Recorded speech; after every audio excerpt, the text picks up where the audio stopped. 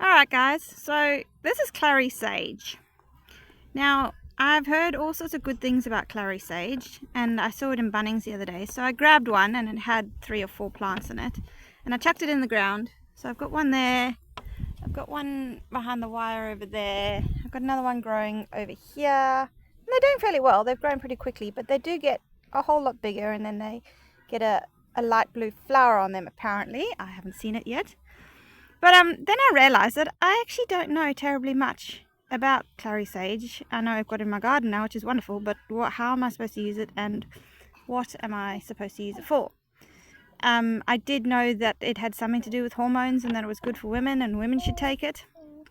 But so I did a bit of a dive on it and have found out that Clary Sage in particular is also known as sea bright or clear eyes. Because the seeds used to be used to clear up eye issues like infections or styes or those sort of things. So that was a traditional use of it.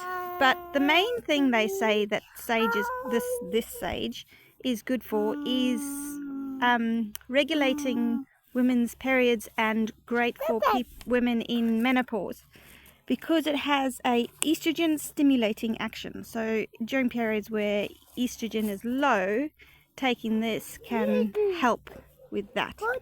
A study in Switzerland found that women that had a history of more than 12 months of hot sweats had a reduction of 64% in the hot sweats after 8 weeks of using Clary Sage every day. So that's whether you eat a leaf or make a tea out of it, or a tincture, or dry it and eat it in your food. Now, it's part of the mint family, so I'm assuming it's going to grow quite quickly. These little grey plants that I've got next to it are a totally different plant, but it's also part of the mint family. Unlike a mint, it doesn't particularly like being wet, so it does enjoy a sunny position, not too much water. It is a salvia, so there is stacks of salvias. I've got heaps in my garden now. I'm a bit of a fan of salvias at the moment. You get your flowering ones. I've shown you before my pineapple sage, which is again a salvia, and it is edible as well. It's more of a flavour than anything.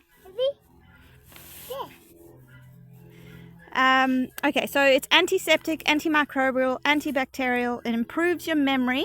So similar to rosemary in that fact. So if you took this with rosemary, it'd be great.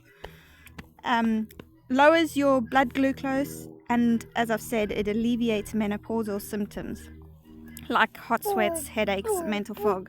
It also helps digest fatty meats, which is why you often find sage chopped up in your sausages. So they have said that it also helps balance hormones for men. Helps with hair growth. So again, another one where you could pair it with rosemary, because rosemary is very good for hair growth. Used as a spray for sore throats. You mix it with a bit of honey, with a bit of water, put it in a spray and spray the back of your throat if you've got a sore throat. Helps with poor digestion because of the fat action. Helps with irregular periods. Yeah, I've already said that it likes sunny positions, but don't take it if you are pregnant. Like a lot of these herbs, as I've mentioned before, they're a bit fussy when it comes to pregnant people. So there you go. Now we know about Clary Sage. There's a medieval saying that says, "Why should a man die while sage grows in his garden?" So it's considered a cure-all. It's part of the salvias, as I've said. Now, salvia comes from the word salvare, which means to cure in Latin. So there you go. Very useful herb, one worth having in your garden. And I'm going to eat a leaf now. Would be helpful to eat a leaf with dinner to help you digest fats. And yeah, great one. See ya.